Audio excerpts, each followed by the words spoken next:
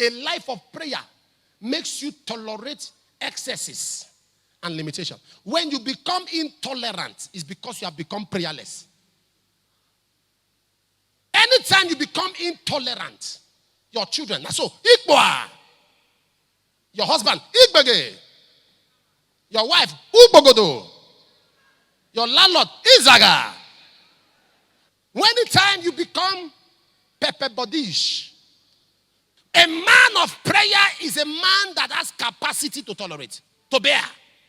And to live with man on planet Earth, and live with man and live well, you must learn to tolerate excesses. How can people see? Jesus was coming from Mount Olives, and when they said what they said, he was quiet. He didn't respond immediately. He was quiet. A life of prayer makes you sensitive in the times of crisis. Prayer boosts spirituality. Spirituality enhances sensitivity. Prayer boosts spirituality, and spirituality enhances sensitivity. Whenever a man gives himself to prayer, how do we call you spiritual? It's because you are praying. Fire equates spirituality. That is why when a believer is prayerful, a believer, his temperature is high, his velocity is high, we say he is on fire. Because fire equates spirituality. Fire equates velocity. Fire equates temperature. Be a person of the mountain. Not just a person of prayer, that you permanently stay there. The Bible said Jesus, look at this. Moses, they said concerning Moses said in the law, it is written in the law of Moses. And Jesus stood down, he was writing. They said it is written. And Jesus was writing.